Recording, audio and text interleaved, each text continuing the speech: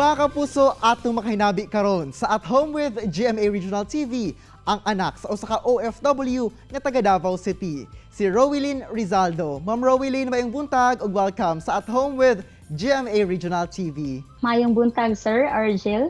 Ma'am, kumusta ka karon, ma'am? Well, even though na ay pandemic karon, sir, still blessed gihapon. Good to hear that, ma'am. Ma'am, unang-una sa tanan, pila mo ka mga magsuon ug una pa man palad abroad ang imong inahan, kamusta ang kahimtang sa inyong kinabuhi? Sa amo ang pamilya, sir, is 8 mi ka igsoon and I'm the 7th child of the family.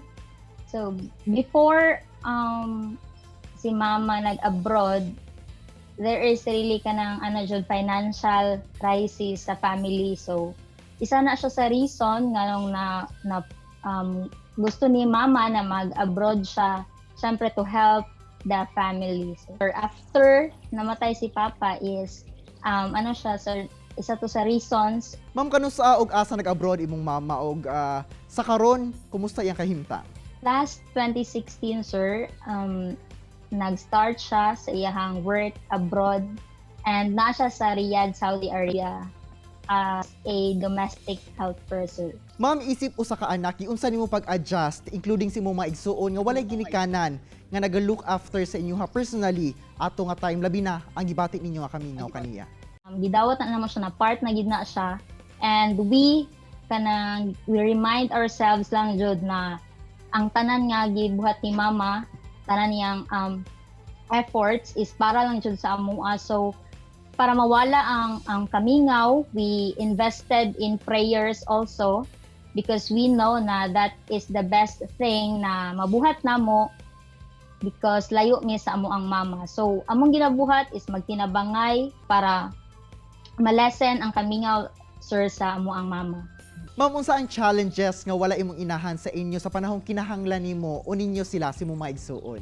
One of the challenges jud, sir, na na-face nako is mo stand mag-mature because na ay times na kailangan og mga quick na decisions and wala si mama diri so kailangan na mo i-weigh ang mga butang, ang mga decisions, kailangan mag-isip mi.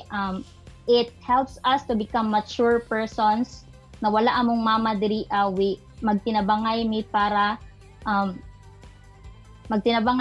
sa mo ang pamilya. Ma'am, during that time nga nag-abroad imong mama, estudyante pa ka. Isip usa ka estudyante, unsa ka lisod nga uli kasi yung balay nga ikaw lang ka uban lang imong igsuon, but kay mama nga masampitan ug galing do na kay mga problema, ug galing do na kay kinahanglan sa iyaha. One of my strategies, sir, na naka-survive ko even though wala akong mama is I choose circle of persons na masaligan ako, those persons na mo encourage ko mo ampo together sa ako. So I choose friends na mga good influence also, sir. Ma'am, tungod ba sa pag-abroad sa imong mama or pagtrabaho abroad, na-lift ba ang estado sa inyong kinabuhi?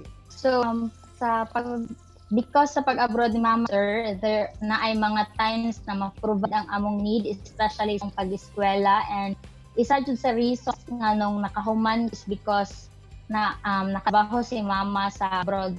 Ma'am, kumusta ang communication, relationship nimo sa imong mama?